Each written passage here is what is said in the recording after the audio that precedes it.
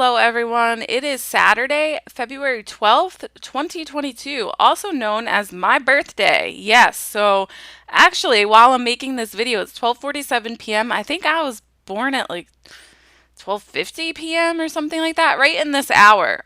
So I will probably officially turn 33 years old on this video. Super cool. So say a prayer for me that I can persevere to the ends of my earthly journey and obtain heaven. That is my greatest goal. So,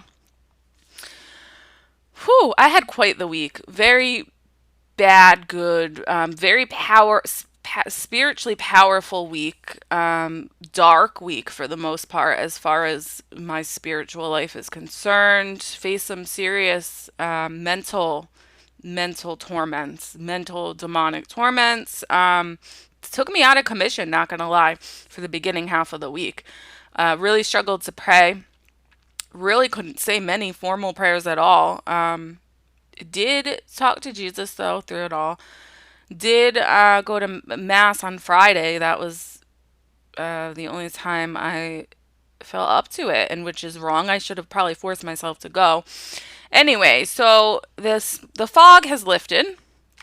Started lifting yesterday, and now I have officially restored my sense of peace. And I want to talk about a couple things, but the importance of not making life altering decisions. This is straight from St. Ignatius, which I experienced firsthand this week.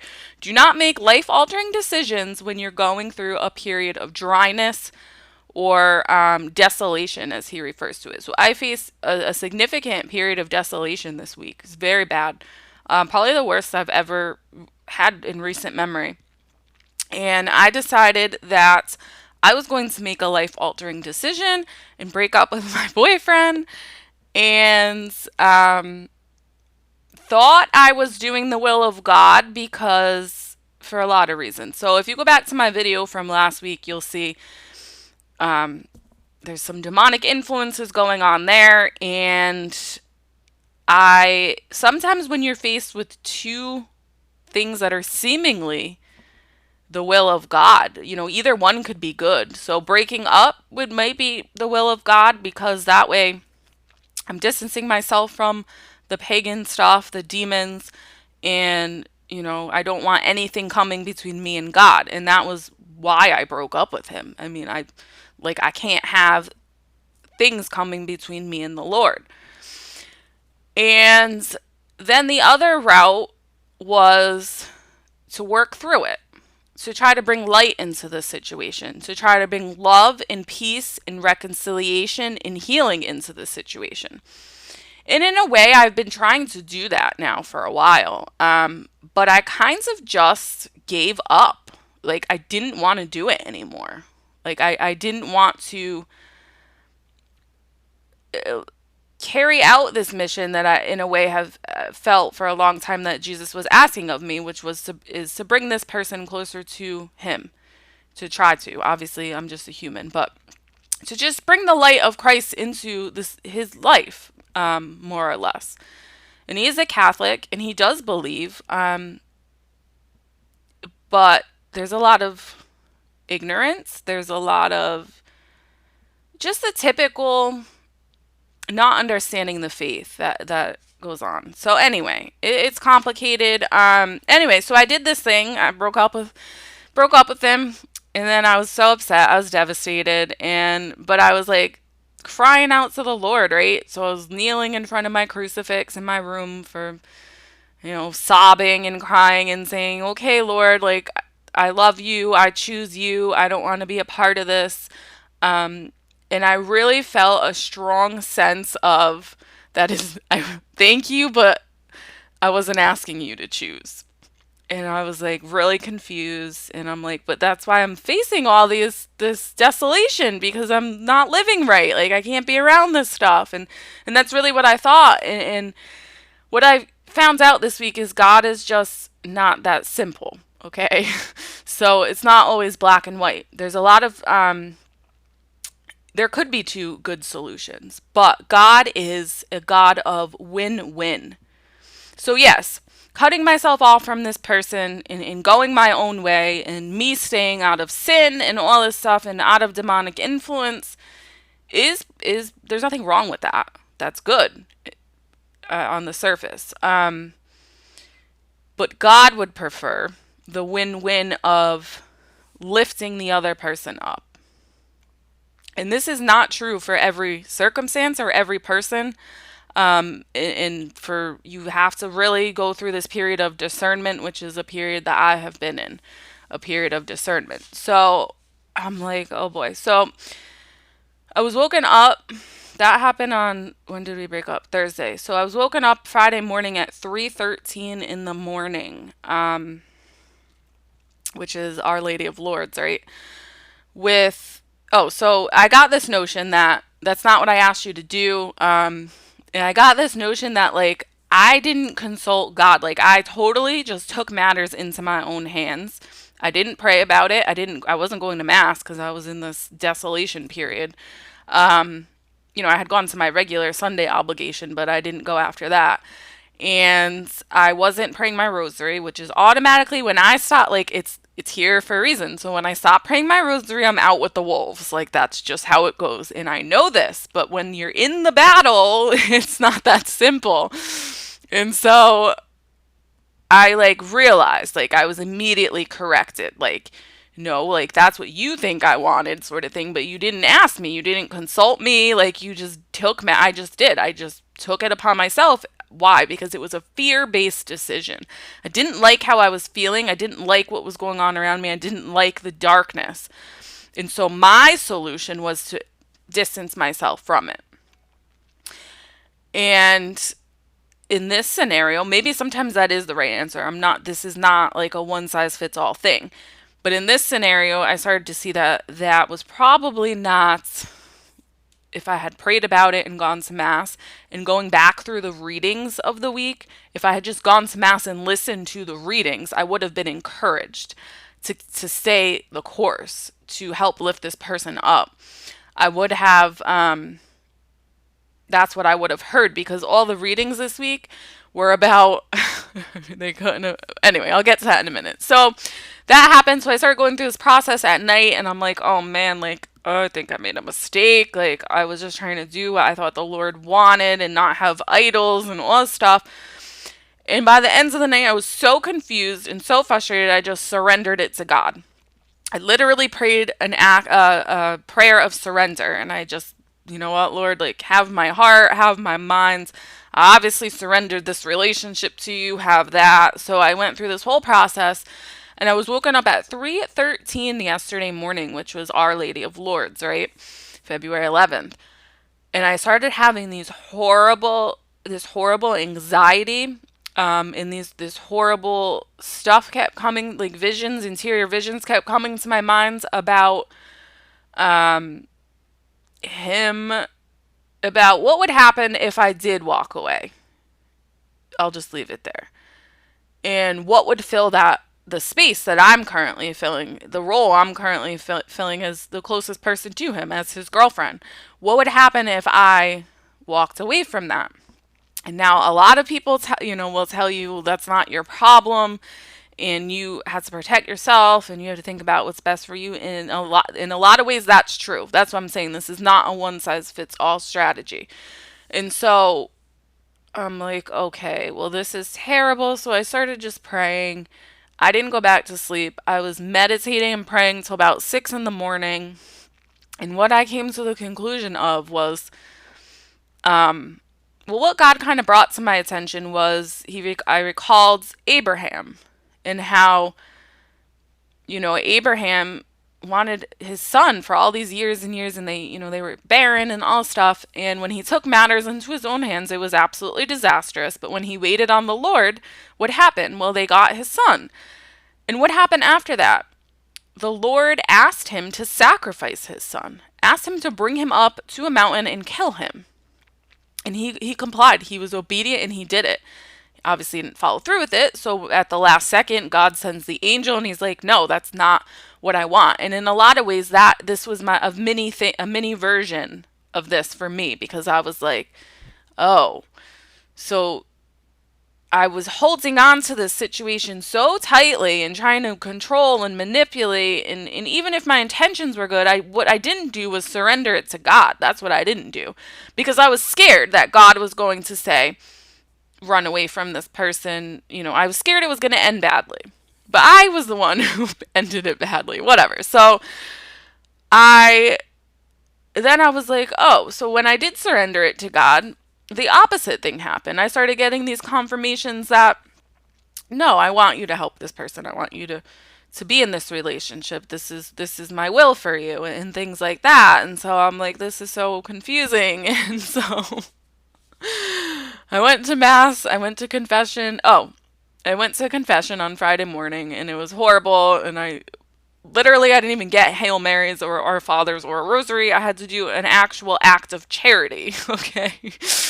And so I did. Right after Mass, I went and I paid, I went to the church office, I paid my money and had Masses offered for the repose of souls and for the person I had broken up with. And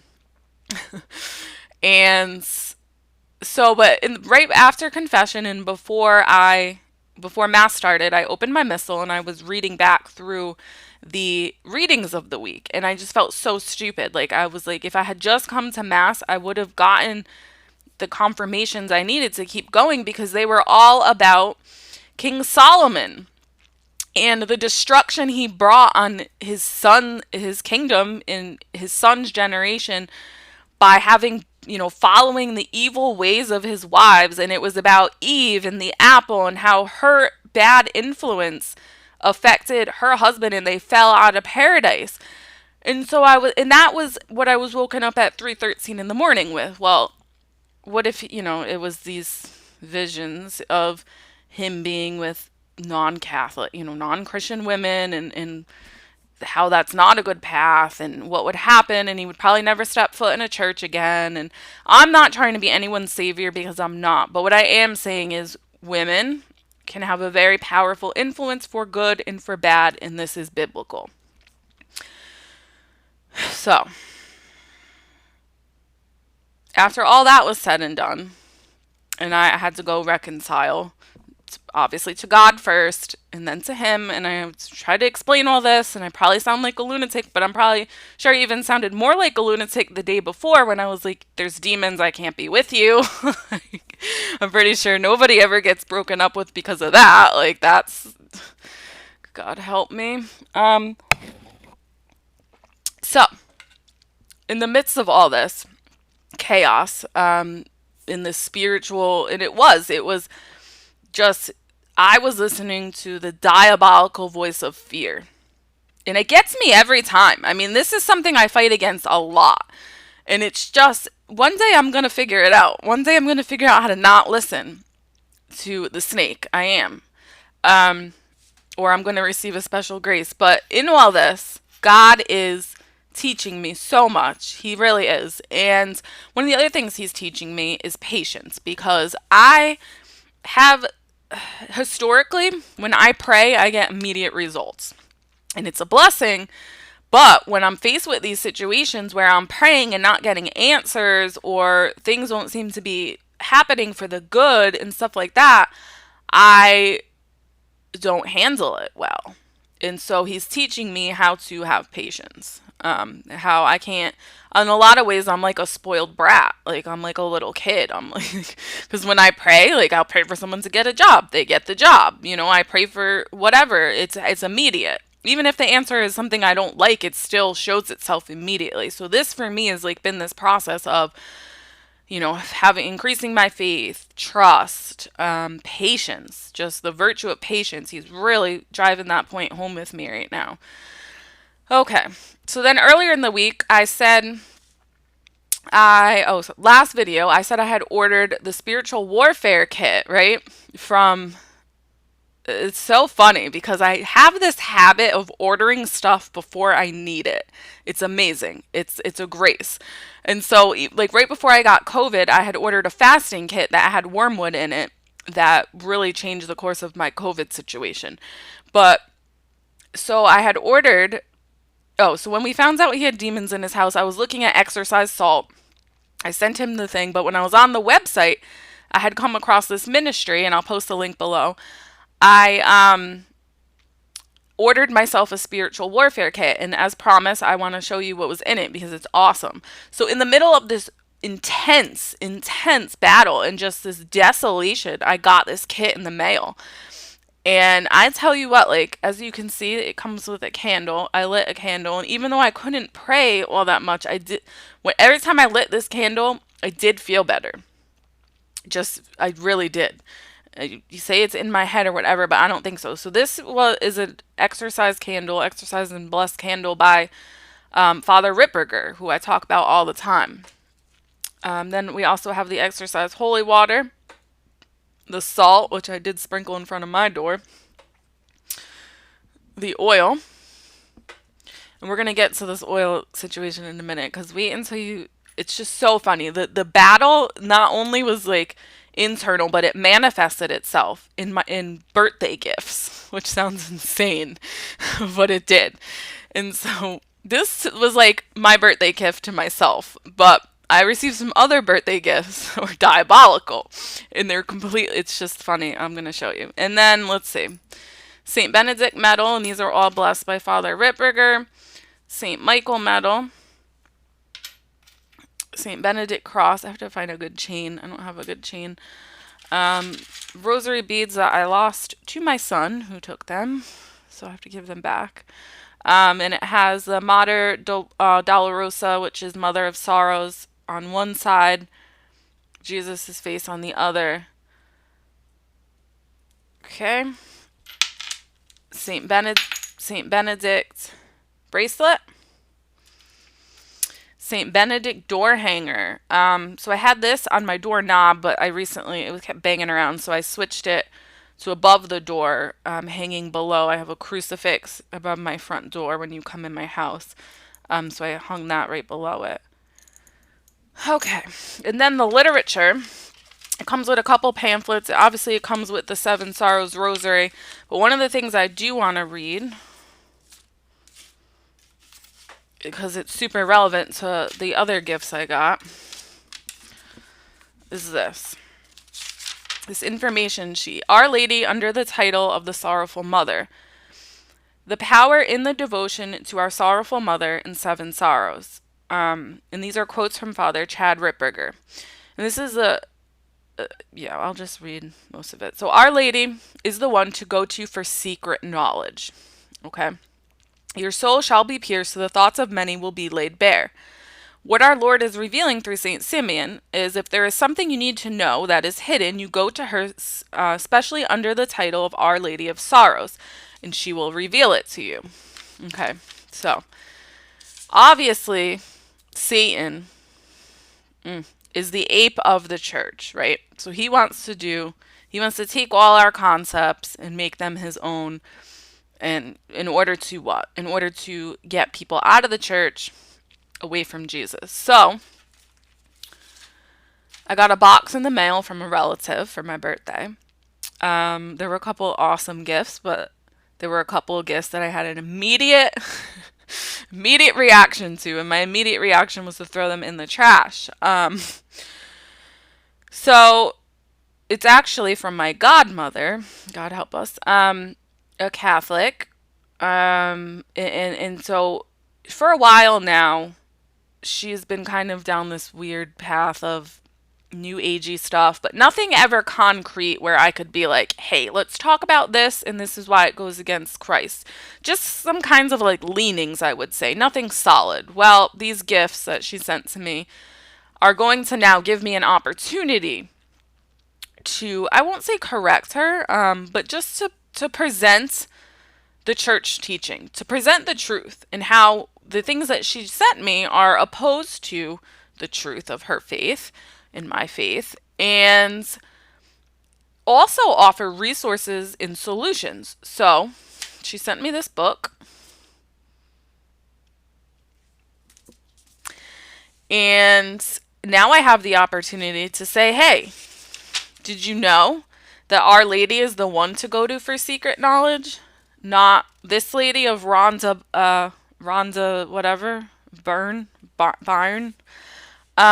And so my aunt, whose name is Mary, who was born on the Queenship of Mary feast day, does recognize the Virgin Mary as being, she does have a love for the Virgin. I don't know about a devotion, but she does have a love of Mary. I think mostly because of her own personal relationship to, relations to her.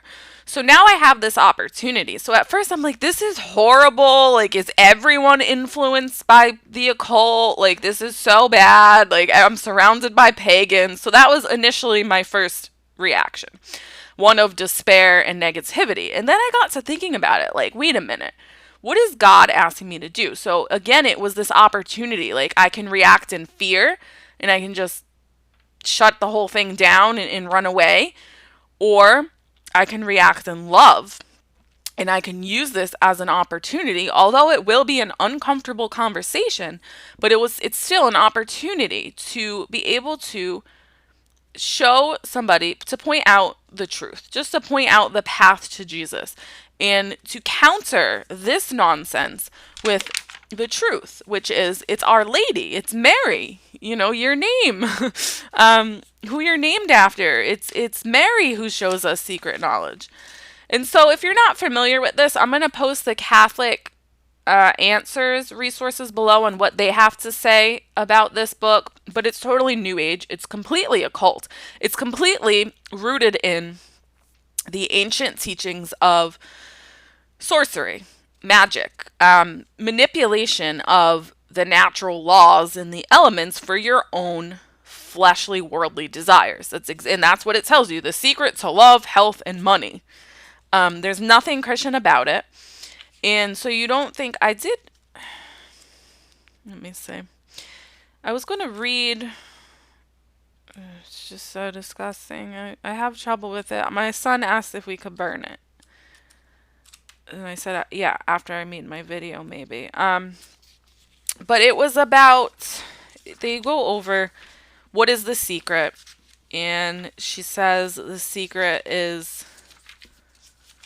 the law of attraction. Now, let's talk about the law of attraction for a minute. The law of attraction, scientifically speaking, has a lot of problems.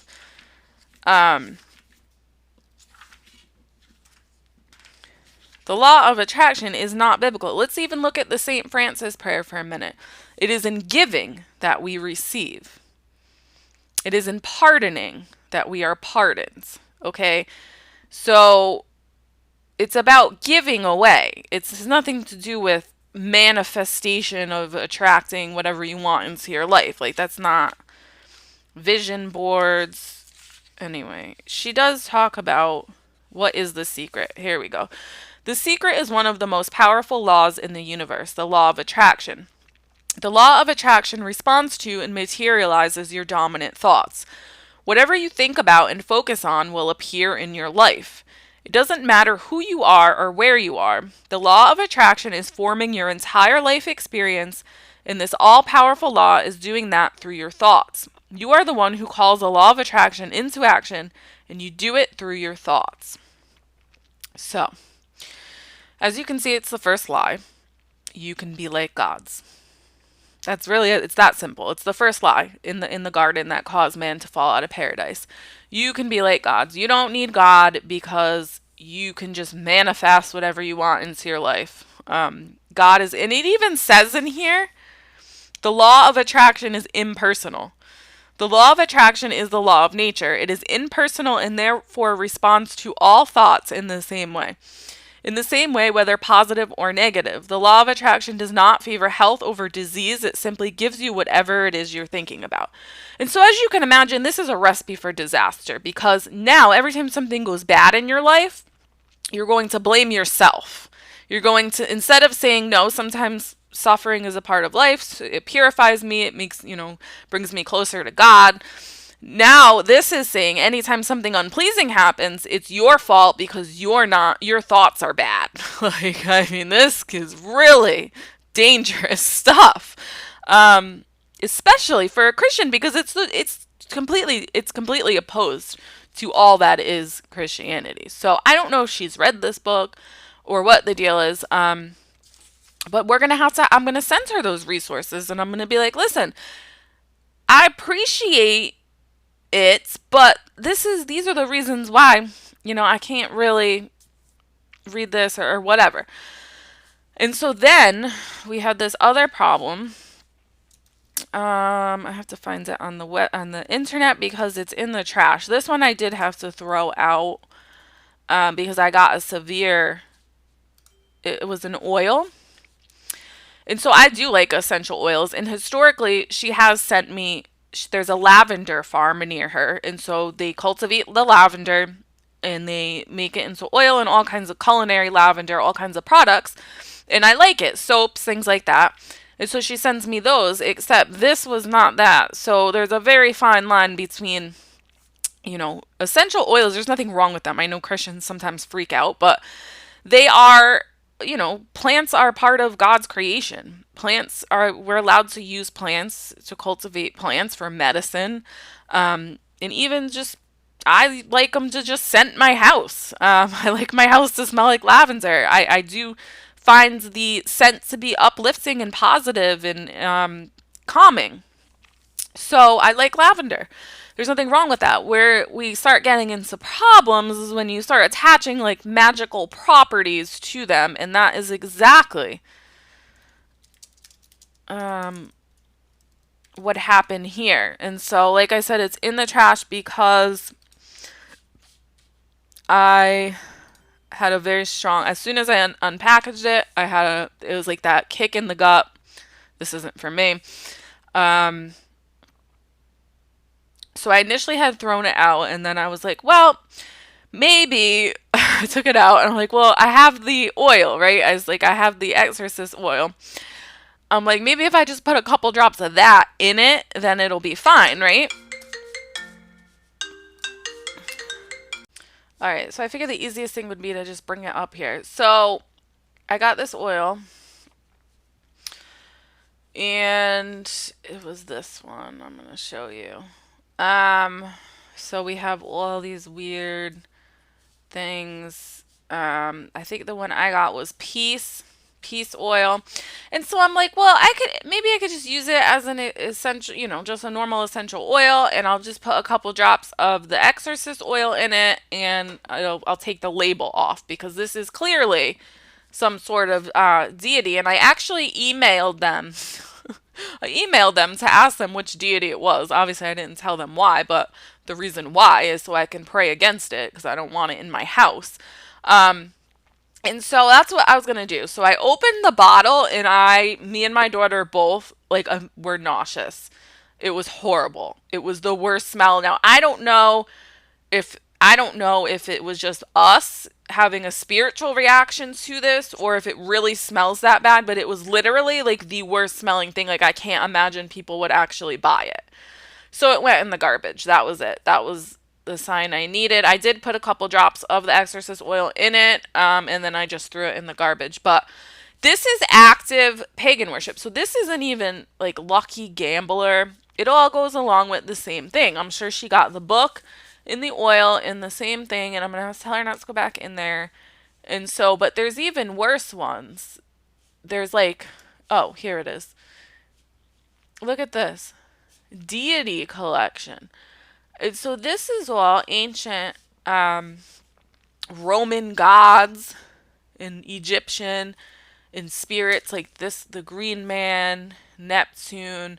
So this is just ancient Babylonian, gods, ancient demons. I mean, we can't resort back to this as Christians. Our whole job here as Catholics is to pray against this stuff, and I'm getting it in the mail. So I'm like, okay, well, here's where she went off the deep end, obviously, and I'm going to have to try to bring her back here a little in a loving way. And that's the most important part when we do this stuff is we can't be silent because everybody knows I'm religious. I go to mass, I pray the rosary. So for me to be silent in the face of this coming in the mail as a gift would be scandalous in a small way. And so I can't be silent, but I'm going to have to figure out a way to do it, which is like, hey, this really isn't for me, and I'm going to show you why. I appreciate the thought. In the future, I'm going to give her a link to the Glory and Shine website in the future. Like, they also sell oils and there's nothing bad associated with them. And I know you meant well, but inadvertently, there can be some bad things attached. So I appreciate it, but we can't have this really in our house. And then I'll obviously send her the Catholic answers, resources, and everything else and try to resolve it that way. But so initially, like I said, it was like terrible. And I was like, oh my goodness, even my godmother's a pagan. But then thinking about it, I'm like, no, this is great. This is an opportunity. This is an opportunity to bring grace and light into somebody else's life and also to merit myself some heaven points. So happy birthday to me. I have to wrap this video up. And sorry if it was rambly, but I hope y'all have a great day. And oh, tomorrow we have the Super Bowl, so I'm sure I'll be able to do videos on the pagan Super Bowl coming up here next week. All right, Joan of Arc Media out.